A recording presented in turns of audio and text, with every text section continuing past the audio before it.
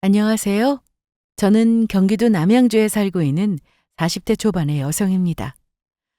아주 오래전에는 인간의 평균 수명이 겨우 고작 40살 정도였다는데 그 사실을 떠올리면 저도 모르게 머릿속으로 많은 생각이 들고는 합니다.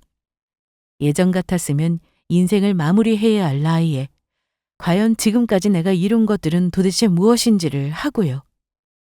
거창하게 이룬 것은 없더라도 적어도 내가 계획했었던 꿈꿔왔었던 인생의 방향대로는 살려고 노력해야 하지 않나 싶은 생각도 들었고요. 저도 저 나름대로의 인생 계획과 목표가 있었습니다. 그리고 그 계획은 거의 어긋난 적이 없었어요. 딱 한 가지 일만을 제외하고는요. 그건 바로 저의 결혼 생활에 관한 것이었습니다. 운명이라고 착각했던 남자친구를 만나 원하지도 않던 결혼을 하게 된 그 순간부터 제 인생은 계획대로 흘러가는 일이 아무것도 없었거든요. 아마도 사람들이 말하는 악연이라는 게 바로 저와 제 전남편을 두고 하는 말이었겠죠. 얼마 전에 저는 남편과 이혼을 했습니다. 돌이켜보면 시작부터 잘못되었었던 악연의 고리를 이제야 완전히 끊어버릴 수 있게 되었죠. 이 이야기를 듣고 계신 분들 중에 저처럼 이혼을 하셨거나 혹은 이혼을 앞두고 계신 분들이 있다면 제 사연이 위로가 되길 바랄게요. 조금 일찍 사춘기가 찾아왔던 초등학교 6학년 시절부터 저의 인생 목표는 딱 한 가지였습니다. 그건 내 인생을 다른 사람에 의해서 휘둘리지 않는 것. 바로 이것이었어요. 돌이켜보면 아주 어릴 때부터도 저는 주관 하나만큼은 누구에게도 뒤지지 않을 정도로 뚜렷한 성격이었었거든요. 다른 사람에게 의지하는 것도 싫어했었고 간섭을 받는 것도 싫어했었죠. 하음아, 장난감 아빠가 꺼내줄게. 가만히 있어. 위험해. 아니야. 화음이 혼자 할 거야. 아유, 우리 딸이긴 하지만 쟤는 도대체 누구를 닮아서 저렇게 고집이 센 건지 모르겠네. 누구긴 누구야. 딱 당신 닮은 거지. 하여간 부전여전이라니까. 다른 집 애들 보니까 혼자서 뭘 하는 게 없어서 고민이라던데 우리 집에는 자기 혼자 뭘 다 하려고 해서 또 고민이네. 이걸 좋다고 해야 할지 싫다고 해야 할지 참. 뭘 도와주겠다고 하는 것도 마찬가지였습니다. 제가 혼자 할 수 있는 일은 당연히 스스로 하려고 했고 도움을 받는 게 편하겠다 싶은 일도 일단 제가 먼저 해보려고 했죠. 그런 저의 성격과 고집에는 저희 부모님도 종종 혀를 내두르실 정도였습니다. 어려서부터 혼자 있는 시간을 좋아했고 독립된 나만의 공간을 좋아했어요. 물론 그렇다고 제가 다른 사람을 싫어하거나 친구들과 어울리지를 못하거나 한 것은 아니었습니다. 다만 누군가와 함께 있는 시간이 계속해서 반복되는 것을 견디지 못했을 뿐이었죠. 저의 이런 성격은 연애관, 나아가서는 결혼관으로까지 이어졌습니다. 결론은 비혼주의로요. 저에게는 누군가와 서로 의지하며 하루 24시간 평생을 함께 붙어 있어야 한다는 결혼 생활이라는 게 도저히 상상이 되지가 않았거든요. 그냥 결혼을 하는 저 자신이 그려지지가 않았다고나 할까요? 저는 그냥 혼자서 지금처럼 누군가에게 기대거나 구속받지 않고 자유롭게 사는 게 거의 유일한 꿈이자 목표였습니다. 그래서 저 같은 성격에는 결혼이라는 제도가 전혀 맞지 않는다는 결론을 내렸고요. 몇 번의 연애를 하면서 그 생각은 더욱 확고하게 굳어져 갔습니다. 남자친구를 만나고 데이트를 하는 건 설레고 좋은 일이었지만 그게 전부였어요. 거기서 더 발전을 해서 가정을 이루거나 혹은 또 다른 새로운 관계를 맺고 싶다는 생각은 잘 들지 않았죠. 그러던 저는 거짓말처럼 미래의 저의 남편이 된 그 사람을 만나게 되었습니다. 저희의 첫 만남은 다소 특이하고도 어이없는 일화 때문이었는데요. 제가 카페의 벤치에 두었던 무선 이어폰을 그 사람이 잘못 가져가는 바람에 만나게 된 경우였어요. 서로 사용하고 있던 무선 이어폰 기종이 같았던 데다가 마침 둘 다 이어폰에 아무런 케이스를 씌우지 않고 다니는 바람에 벌어진 해프닝이었죠. 저기 죄송한데 혹시 여기 있던 이어폰 보셨어요? 아, 이어폰 기종이 어떻게 되시죠? 저는 두고 갔던 이어폰을 찾으러 허겁지겁 뛰어왔고 그 사람도 잘못 가져간 이어폰을 돌려주러 황급히 되돌아온 상태였습니다. 그리고 약속이나 한 듯이 카페 테라스 쪽 벤치 근처에서 두리번거리고 있던 저희 둘은 곧 눈이 마주쳤고요. 제가 이어폰의 기종과 색상을 말하자 그분이 반대쪽 손에 쥐고 있던 이어폰을 내미시더라고요. 자동으로 등록되어 있던 블루투스가 제 폰에 연결되는 것까지 확인한 그분은 얼굴이 빨개져서 조금 당황스러운 얼굴로 더듬더듬 변명을 하기 시작했습니다. 그게 제 이어폰이랑 똑같이 생겨서 저도 여기 주문하느라 벤치 위에 제 짐들을 올려놨었거든요. 그런데 보니까 제 이어폰은 바지 주머니에 있더라고요. 혹시라도 제가 오해할까봐 얼른 주머니 속에 본인 이어폰을 보여주는 정성까지 보이시면서요.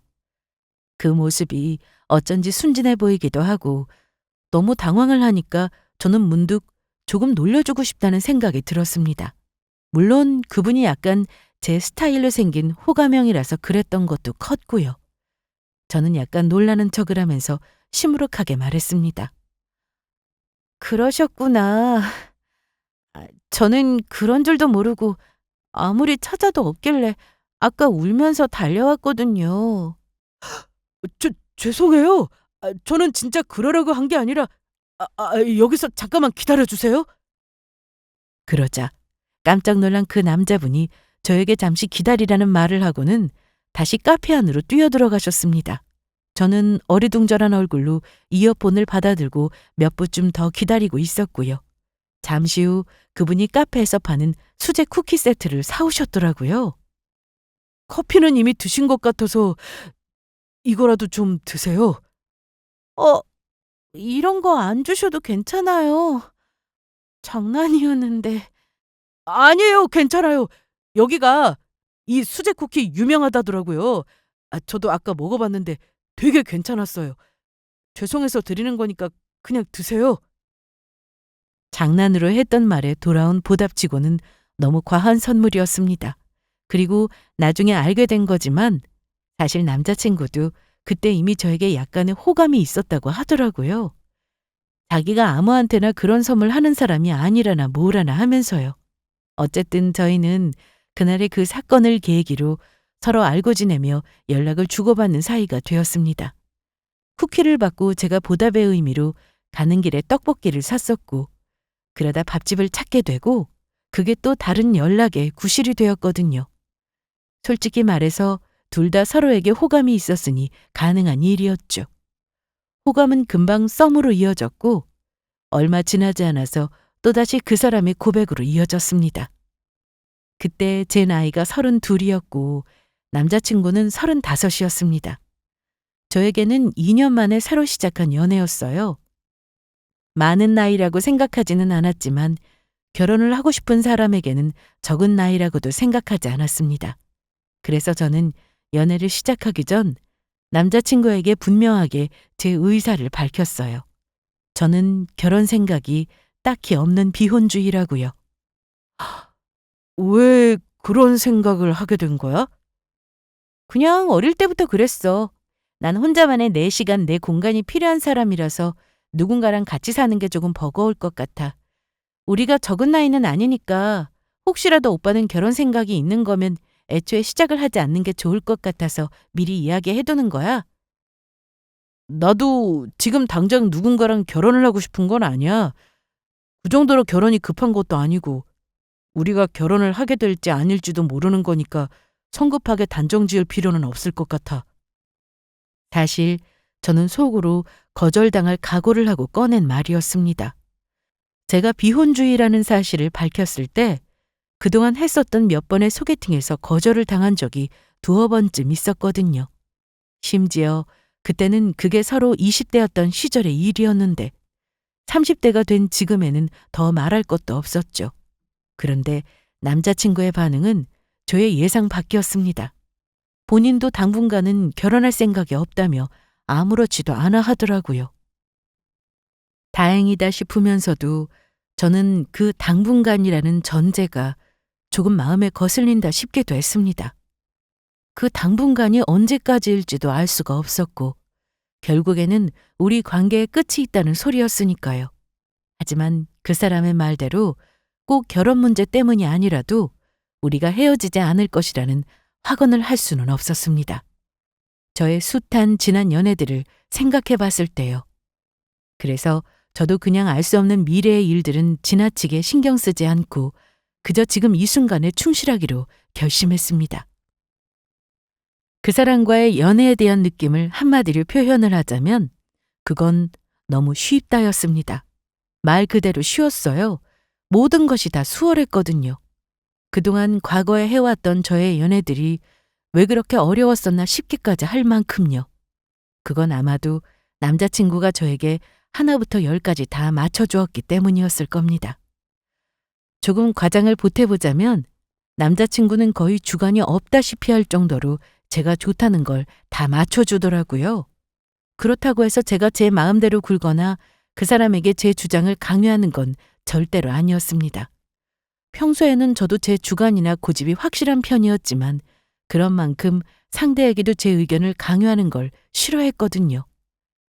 제가 하기 싫은 것은 다른 사람도 마찬가지일 거라고 생각해서요. 거기다 성격을 보면 대충 성향을 알 수 있잖아요. 그런 의미에서 제 남자친구는 스스로의 주관이 없어서라기보다는 그저 제가 좋아서 저에게 다 맞춰주고 있다는 게 보였었죠. 그러다 보니 저도 남자친구에게 고맙기도 하고 또 한편으로는 저도 잘해야겠다는 많이 생각이 들더라고요. 어지간한 건 다 제 의견대로 들어주는 대신 저도 일상에서 사소하게 남자친구를 잘 챙겨주려고 노력했습니다. 자연히 싸울 일도 없더라고요.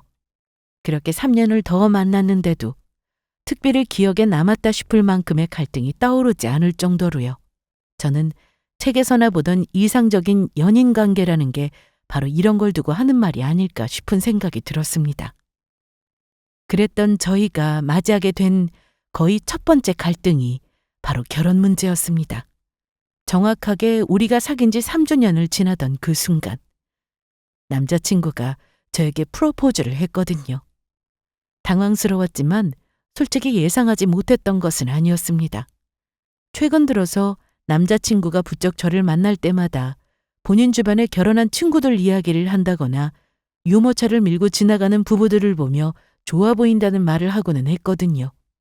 그래서 저로서도 약간씩은 슬슬 마음의 준비를 해야 하나 싶은 생각이 들고 있던 차였죠. 그 문제를 두고 정말 오랜 시간 전에 없던 공방전을 이어온 끝에 저희는 결국 결혼을 하게 되었습니다.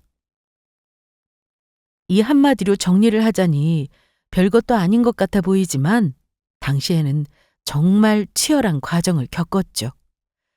하지만 결론적으로 결혼을 하기로 결정하게 된 것은 남자친구의 진심 때문이었습니다. 하음이 네가 결혼하기 싫어하는 걸 알기 때문에 나도 결혼 이야기를 꺼낼 생각은 사실 없었어. 이대로 연애만 하는 것도 나쁘지는 않다고 생각했고. 그러니까 우리 지금도 서로 너무 잘 지내고 있고 괜찮잖아. 너무 잘 지내지. 그래서 너랑 만나면 만날수록 자꾸 욕심이 들더라고. 헤어질 때마다 자꾸 아쉬운 마음이 들고 이러다 너랑 헤어지면 어쩌나 불안하기도 하고. 나는 결국 남녀가 결혼을 해야 안정적인 관계로 나아갈 수 있다고 생각하거든. 우리나라에서 법적으로는 더더욱 그렇고. 그래서 너랑은 결혼까지도 하고 싶고 네 유일무이한 사람이 되고 싶어. 말이 나온 이상 이 단계에서 결혼을 하지 않으면 어차피 그 사람과 저의 미래는 뻔했습니다. 당장 헤어지지는 않더라도 머지않은 시일 내에 언젠가는 헤어지게 되었겠죠. 솔직히 저도 아직은 헤어지고 싶지 않다는 마음이 컸습니다. 남자친구는 제 마음을 돌리기 위해 엄청난 노력들을 했어요. 단순히 결혼하고 싶다 하자가 끝이 아니었습니다. 저에게 10몇 장이나 되는 장문의 편지를 쓰기도 했고 앞으로 결혼하고 나서는 본인이 저에게 어떤 사람이 되어줄 것인지에 대해서 진지하게 이야기하기도 했습니다.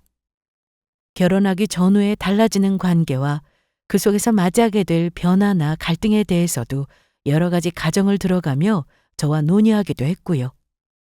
그런 노력들이 아니었다면 아마 저는 결혼이라는 선택을 하지는 않았을 것 같습니다. 한편으로는 이렇게까지 저에게 잘하고 또 진심으로 대해주는 사람을 다시 만날 수 있을까 싶은 생각도 들었고요. 그래서 저는 마음을 바꿔서 결혼을 결심했고 그 이듬해에 결혼을 했어요. 남편과의 결혼 생활은 연애 때와는 다른 부분도 많았고 다르지 않은 부분도 있었습니다. 아마도 저희 부부처럼 수천 가지의 가정을 하면서 결혼 생활을 시작한 사람은 없다시피 할 텐데도 부부가 된다는 건 예상 밖의 상황이 언제든지 생긴다는 의미더라고요. 당신은 일찍 자고 잠기가 예민한 편이니까 이제부터는 내가 늦게 들어오는 날에는 아예 옆방에서 잘게. 나야 그래주면 고맙지. 그런데 옆방 불편하지 않겠어? 거기 침대도 없는데. 괜찮아. 나 때문에 계속 깨서 잠 설치는 것보다야 내가 좀 불편한 게 낫지. 몇 번 해보고 정 불편하면 옆방에 매트리스라도 하나 사서 놓지 뭐. 알았어. 그리고 아침에 토스트 먹고 가면 힘들지 않아? 내가 저녁에 아침에 간단하게 먹을 국이랑 밑반찬 같은 것들 해서 담아둘 테니까 그거 꺼내 먹고 가. 남편과 제가 가장 다른 부분은 생활 패턴의 문제였어요. 저는 아침형 인간인데다 8시까지 출근을 해야 해서 아침 일찍 일어나는 편이거든요. 아침도 먹지 않았고요. 그런데 저희 남편은 저녁형 인간이라 늦게 자고 늦게 일어나는 사람이었습니다. 늦잠을 자고 일어나서 꼬박꼬박 밥도 챙겨 먹어야 하는 사람이었고요. 남편은 사업을 하고 있었는데 업무의 특성상 회식이나 접대, 술자리 모임 같은 것들이 잦아서 다음날 아침에 꼭 해장을 하고 싶어 하기도 했고요. 연애만 할 때는 어차피 하루 종일 같이 있는 게 아니다 보니 이런 것들이 전혀 문제가 되지 않았습니다. 하지만 결혼을 하고 나니 수면 시간과 잠기 문제까지도 문제가 되더라고요. 심지어 먹는 것, 입는 것, 개인적인 취향이나 혼자만의 취미까지도 다 서로에게 영향을 미쳤습니다. 그런 게 결혼이더라고요. 그래도 저희는 문제가 생길 때마다 최대한 서로 조율하면서 잘 지냈습니다. 앞서 말씀드렸던 것처럼 일단 남편이 저를 너무 좋아해주고 저에게 잘하기도 했고요. 서로 상대방에게는 뭔가를 강요하는 스타일이 아니다 보니 서로가 싫다고 하면 더 말을 얻는 경우도 없었고요. 서로 좋아하는 것들은 더 해주려고 노력하고 싫어하는 것들은 하지 않으려고 노력했습니다. 그랬더니 사귀고 있던 시절처럼 결혼 후에도 크게 다툴 일은 없더라고요. 나랑 결혼하기 잘하지 않았어? 아유, 또 시작이네. 몇 번을 묻는 거야 도대체. 아니, 진지하게 대답해보라고. 객관적으로도 요즘 세상에 나 같은 남편은 진짜 찾아보기 드물다고. 어떻게 생각해? 당신 인생에 제일 잘한 선택이 맞을걸? 결혼하길 잘했지? 안 했으면 후회했겠지? 남편은 입만 열면 본인과 결혼하기를 잘하지 않았냐는 질문을 퍼부어댔습니다. 제가 만족스러운 결혼 생활을 하고 있는 게 아주 본인에게는 엄청나게 자랑스러운 일인 모양이더라고요. 대체 왜 저렇게까지 제 대답을 듣고 확인받고 싶어 하는지는 알 수가 없었지만요. 그럴 때마다 저는 어이가 없어서 웃고는 했습니다. 대답하는 게 어려운 일도 아니니 원하는 대답도 해줬죠. 본인의 완벽한 남편 역할에 대해서 저 생색내는 것만 제외한다면 저도 남편에게 별다른 불만이 없는 게 사실이었거든요. 여전히 결혼을 하지 않았더라면 더 좋았겠다는 생각이 들 때도 있기는 했지만 그런 생각들도 결혼한 지 몇 년이 지나고 나니 흐르는 세월과 함께 차츰씩 희미해져 갔습니다. 이렇게 평생 부부의 역할뿐만 아니라 어떨 때는 친구처럼 또 어떨 때는 서로의 보호자처럼 잘 지내는 것도 나쁘지 않겠다 싶었고요. 누구에게나 쉽게 찾아오지 않은 행운이라는 걸 잘 알기에 저는 이 가정을 잘 지키고 싶었죠. 저와 남편의 주변에는 이혼한 커플들이 숱하게 많았거든요. 하지만 제가 노력해서 지켜왔던 그 모든 것들은 한순간에 무너져 내리게 되었습니다. 그건 정말 예상하지도 못했던 순간에 찾아온 일이었죠. 나 이번 주에 동창회 좀 다녀올게. 동창회? 어딘데? 당신 그런 모임 잘 안 나가더니? 우리 중학교 동창 모임인데 내가 하도 안 나가니까 애들이 뭐라고 하더라고. 이번에도 안 오면 벌금이네 어쩌네 하면서 하도 귀찮게 굴어서 아무래도 올해는 한번 다녀와야 할 것 같아. 알았어. 술 너무 많이 마시지는 말고. 당연하지. 걱정하지 말고 당신은 먼저 자고 있어. 남편은 평소에 친구가 많은 편인데다 평소에도 술을 좀 좋아하는 편이라 모임이 작기는 했습니다. 그래도 동창 모임 같은 곳에는 거의 나가지 않았거든요. 그런데 무슨 바람이 불어서인지 올해는 한번 나가봐야겠다고 하더라고요. 술을 늦게까지 마셔도 문제를 일으킨 적은 없는 남편이라 저는 대수롭지 않게 그러라고 대답을 했고요. 그런데 생각지도 못했었던 문제가 생긴 건 바로 그날부터였습니다. 당신 또 어디 나가는 거야? 나 친구가 우리 동네 근처에 지나가다 들렀다는데 잠깐 만나고 들어올게. 이 시간에? 벌써 10시도 넘었는데? 친구 누구길래? 승훈이. 당신도 알잖아. 우리 결혼식 때 왔었던 내 고등학교 친구. 오래 안 걸려. 그냥 커피나 잠깐 마시다 들어올 것 같아. 지금 어디 갈 데도 없잖아. 동창회를 다녀한 이후부터 저희 남편이 안 하던 행동을 자꾸 하기 시작하더라고요. 남편이 친구와 모임을 좋아하기는 해도 한편으로는 또 귀차니즘이 심한 사람이거든요. 그래서 일단 집에 들어와서 옷을 다 갈아입고 난 뒤로는 다시 집 밖을 나가는 경우가 거의 없었습니다. 그런데 어느 순간부터인지 자꾸 친구를 만나겠다며 다시 집 밖을 나가는 일이 잦아지더라고요. 찾아오는 친구들도 참 다양했습니다. 승훈이, 정민이, 현석이, 제가 아는 이름들도 있었고 나중에는 제가 기억이 가물가물한 이름들도 있었어요. 자꾸 집 밖으로 나돌다 보니 저와 보내는 시간이 줄어든 것은 당연했고 심지어는 딸아이와 함께 보내는 시간도 줄어들었습니다. 딸아이는 성격이며 외모의 취향까지 남편을 빼다 박았다 싶을 정도로 남편과 똑같은 판박이었거든요. 낳기는 제가 낳았는데 저는 거의 닮은 구석이 없다시피 할 정도로요. 남편은 원래 본인의 축소판이다 싶을 정도로 딸아이를 볼 때마다 신기해하기도 하고 너무 예뻐하기도 했습니다. 어릴 때부터 가정적인 남편이자 친구 같은 아빠가 꿈이었다는 말을 자주 하기도 했고요. 그래서 딸이 태어난 이후로는 단 한 번도 책 읽어주기 시간과 놀이 시간을 빠뜨린 적이 없었습니다. 노로바이러스와 독감에 걸려서 거의 죽다 살아났다 싶을 때를 제외하고는 한 번도 없었던 일이었죠. 평일에 퇴근한 이후로는 최대한 딸과 함께 놀아주려고 했고 주말에도 이틀 중 하루는 반드시 셋이서 잠깐이라도 밖으로 놀러 나가는 시간을 가지고는 했습니다. 그런데 마치 어디에 정신이 팔린 사람처럼 남편이 변하기 시작한 이후부터는 딸아이와의 시간도 뒷전이 되어버리더라고요. 엄마, 아빠는 언제 와? 그러게. 오늘 우리 지우가 인형의 집 조립해달라고 했는데 왜 안 오시지? 아빠가 갑자기 바쁜 일이 생기셨나 보다. 아빠 미워. 아빠 약속도 안 지키고 날마다 밤에 늦게 오고. 바쁘셔서 그래. 오늘 못한 건 아빠가 주말에 해주실 거야. 아니면 엄마가 오늘 지우랑 같이 할까?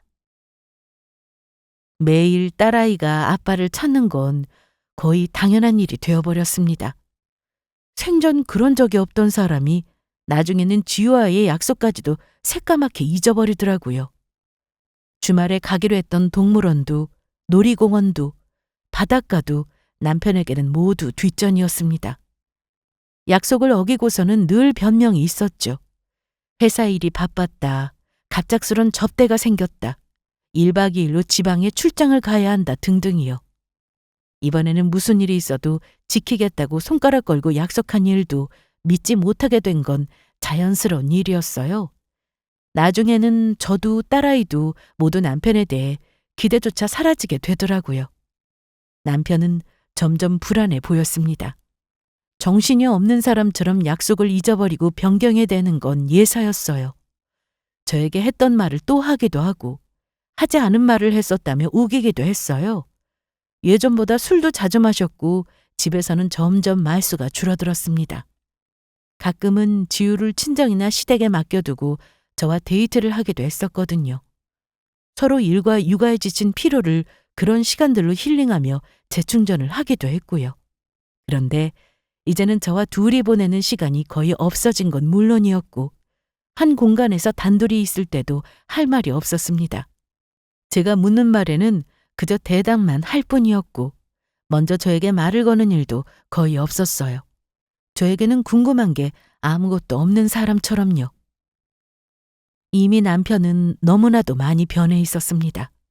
당시에는 그 이유를 짐작조차 하지 못했었죠. 결국 결심을 한 저는 어느 날 하루 나를 잡고 남편을 붙들고 앉혀서 진실을 캐묻기 시작했습니다. 당신 요즘 너무 이상해.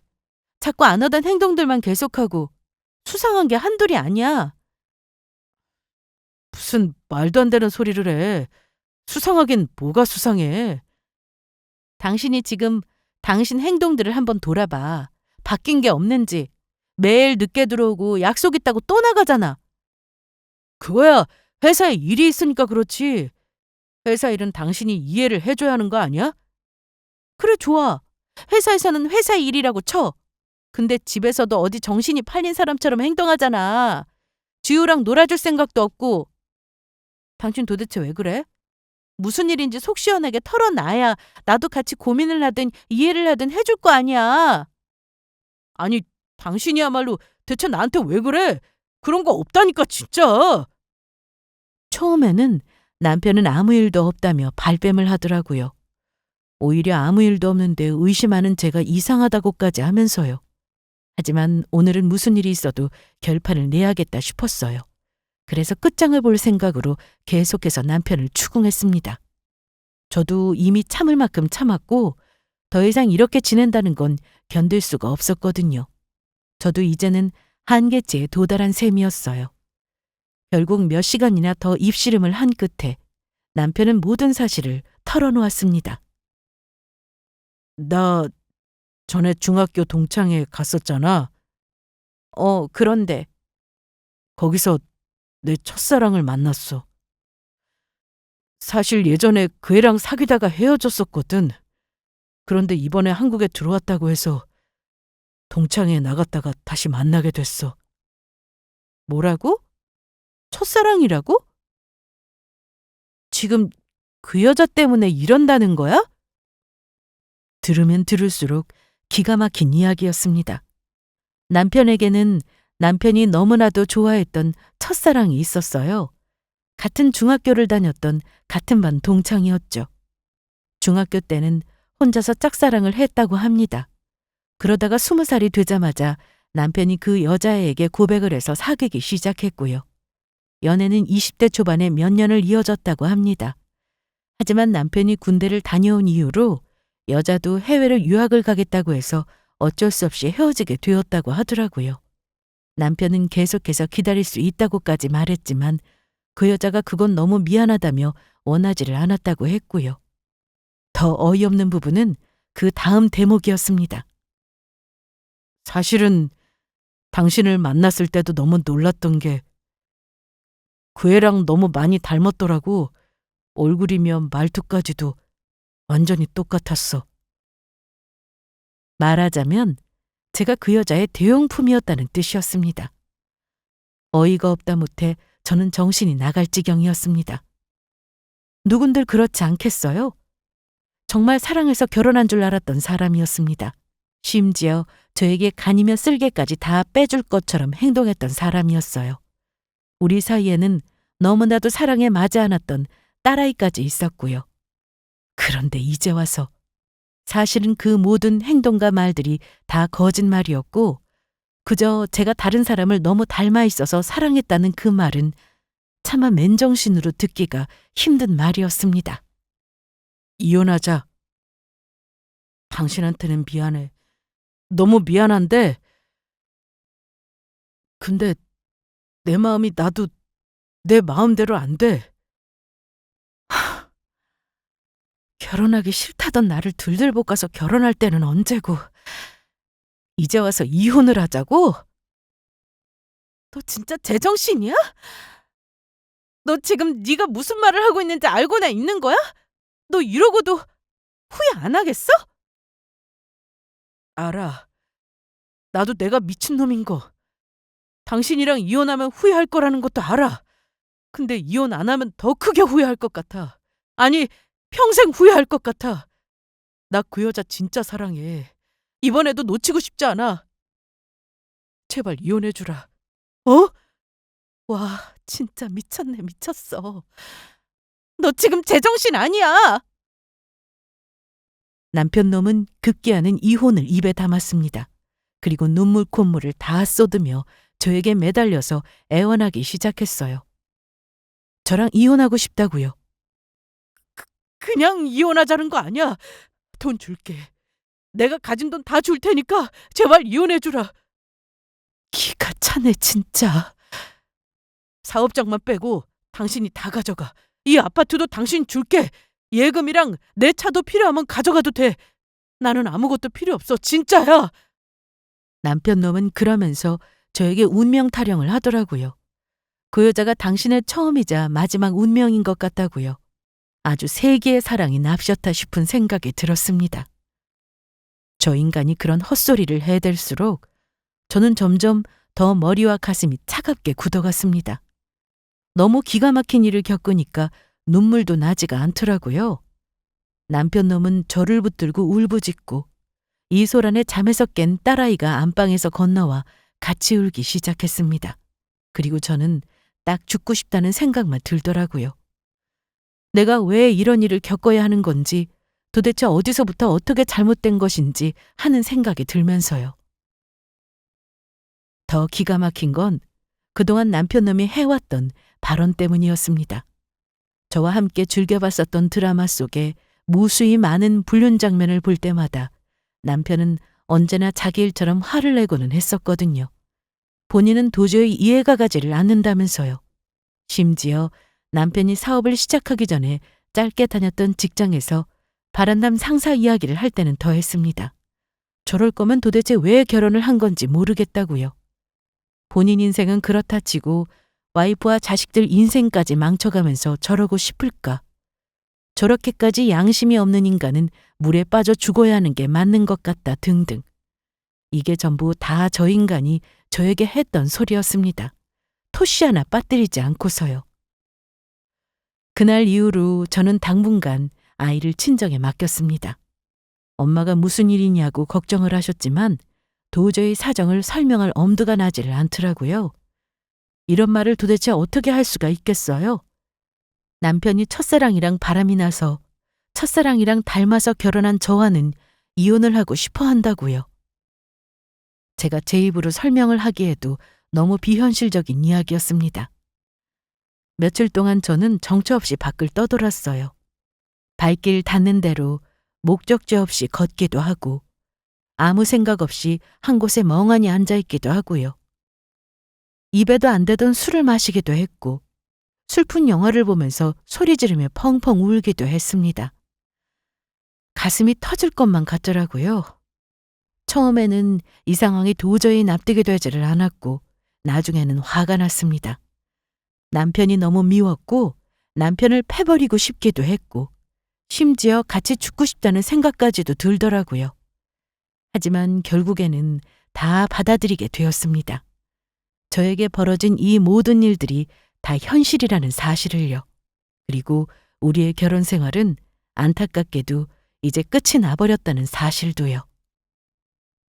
저는 생각을 다 정리한 뒤에 집으로 돌아갔습니다. 거의 일주일 만의 일이었어요. 이 모든 사태의 원흉인 남편놈은 또 그 여자를 만나러 나갔는지 아예 집에 들어오지도 않고 있더라고요. 저는 그 인간에게 집으로 들어오라고 말을 했습니다. 그리고 마지막으로 말했어요. 이혼하자. 정말이야? 진짜 이혼해 줄 거야? 대신에 지우는 내가 데려가. 어차피 넌 데려갈 생각도 없겠지만. 제 말에 그 인간은 벙어리처럼 입을 꾹 다물었습니다. 한껏 불쌍한 표정을 지으면서요. 그 가증스런 연기가 구역질이 날 정도로 역겹다는 생각이 들었어요. 저희 모두를 저버리고 고작 하겠다는 게 제 위한 첫사랑과의 소꿉놀이라니. 미안해. 당신이랑 지우한테는 할 말이 없다. 됐어. 네가 이것밖에 안 되는 인간이라는 걸 이제야 알게 된 내 잘못도 있겠지. 저희는 재산 분할을 마치고 이혼에 합의했습니다. 남편 놈의 말대로 사업장을 제외한 아파트와 나머지 재산은 거의 다 제가 가져가는 것으로 결정했고요. 양육비를 보내지 않는 대신의 조건이었죠. 이혼을 했지만 생각보다 그리 달라진 건 없었습니다. 그냥 저와 딸아이의 인생에서 남편 놈이 사라진 것뿐이었어요. 이 집에서 그 인간의 물건들만이 증발이라도 한 것처럼 사라졌고요. 하지만 남편 놈의 짐이 있던 빈자리는 볼 때마다 거슬리더라고요. 그래서 이렇게 된 김에 인테리어를 새로 해야겠다 싶어 대공사에 들어갔습니다. 아이가 원하는 색으로 아이의 방의 벽지도 바꿔줬고 낡은 가구들이며 안 쓰는 물건들도 싹 정리해서 내다 버렸고요. 그렇게 집을 갈아엎듯이 환경을 바꾸고 나니 기분도 한결 나아지는 것 같았습니다. 딸아이는 가끔 가다 아빠를 찾을 때도 있었지만 그것도 얼마 가지는 않았어요. 아마 눈치로 이제는 더 이상 예전처럼 살 수 없다는 걸 깨달은 모양이었습니다. 그리고 몇 달이 흘렀어요. 이혼을 하고 이 집에서 남편 놈의 모든 물건들이 싹 다 빠져나간 이후 처음으로 저는 그 인간을 만날 용건이 생기게 되었습니다. 남편 놈의 회사에 두고 온 제 짐들이 몇 가지 있었고 딸아이와 관련해 결정해야 할 문제들도 있었거든요. 전화로도 할 수 있는 일이었고 저 역시도 얼굴을 보고 싶은 생각은 없었지만 어차피 짐을 가져가야 했으니 그냥 제가 직접 가는 게 낫겠다 싶었습니다. 일주일 전에 만날 약속을 잡았고 저는 당일이 되어 연차를 쓰고 남편 놈의 회사로 향했습니다. 그런데 그곳에서 저는 전혀 생각지도 못했던 광경을 목격하게 되었어요. 전 남편의 사무실로 갔더니 저도 얼굴을 알고 있는 남편 놈의 비서가 어쩔 줄 몰라는 표정으로 저를 맞이하더라고요. 사모님. 무슨 일 있어요? 아니, 그게 안에 지금 난리가 났는데. 그 순간 닫힌 문 안에서 뭔가 와장창 깨지는 소리가 들렸습니다. 비서뿐만이 아니라 그 층에 있던 사무실 직원들이 전부 다 그쪽을 쳐다보고 있었어요. 굳이 귀를 기울이지 않아도 온갖 욕설에 고성까지 들리더라고요. 저는 더 기다리지 않고 달려가 사장실의 문을 열었습니다. 그리고 제가 목격한 것은 기도 안 차는 남편의 몰골이었어요. 뭐 하는 거야, 지금? 여보. 방 안에서는 남편 놈이 어떤 여자와 머리채를 잡고 싸우고 있더라고요. 저는 하도 고성이 오가길래 무슨 사람들과 격투라도 벌이고 있는 줄 알았거든요. 그런데 방 안에서 남편이 상대하고 있는 사람은 고작 제 또래 젊은 여자 한 명뿐이었습니다. 그리고 그 여자의 얼굴을 확인한 순간 저는 본능적으로 그 사람이 남편 놈이 말했던 바로 그 첫사랑이라는 걸 깨달았죠. 그렇게 많이 닮았다고 하더니 정말 저와 얼굴이 닮기는 많이 닮았더라고요. 기분이 나빴지만 완전히 부정할 수는 없는 사실이었습니다. 야!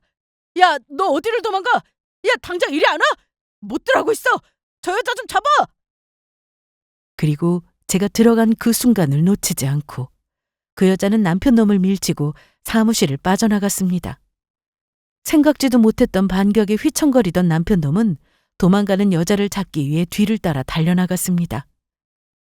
회사 직원들에게도 그 여자를 잡으라며 고래고래 소리를 지르고 있었고요.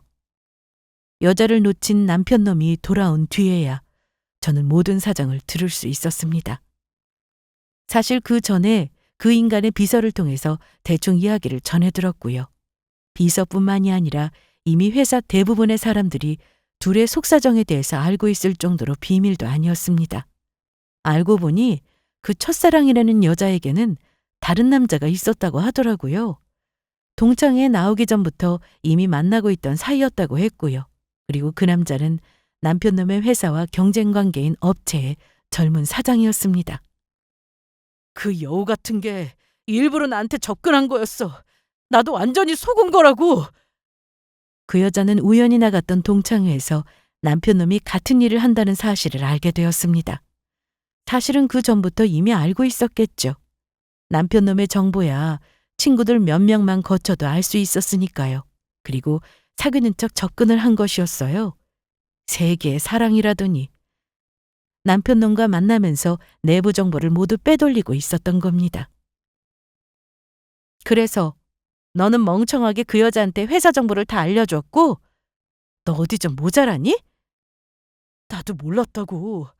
얼마나 연기를 잘하는지 당신도 한번 봐야 해. 내부 정보가 빼돌려지고 있다는 사실을 눈치챈 것은 바로 어제였다고 합니다. 사흘 전 회사에 사활이 걸려있던 중요한 입찰에서 떨어지게 되었거든요. 아는 지인을 통해서 어떻게 된 일인지 알아보던 남편놈은 입찰가가 사전에 경쟁업체에게 공개되었다는 사실을 알게 되었습니다. 그리고 입찰을 따낸 건 그 여자가 만나던 바로 그 사람이었고요. 그 사실을 알게 된 것도 아무리 생각해도 수상하다 싶었던 남편놈이 첫사랑에게 사람을 붙여서 뒷조사를 시켜 발견하게 된 이야기라고 하더라고요.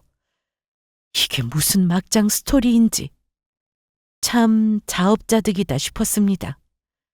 겨우 이 꼴을 보여주려고 그 난리를 쳐가며 저와 이혼을 했던 건가 싶기도 했고요.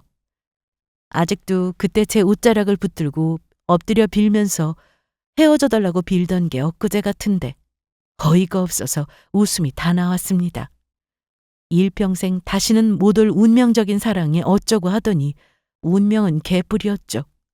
저보다 더한 악연이 본인 인생에 기다리고 있을 거라는 사실을 저에게 이혼해달라고 빌 때는 짐작이나 했을까요? 결국 남편놈의 회사는 얼마 가지 않아 자금난에서 헤어나오지 못하며 문을 닫게 되었습니다.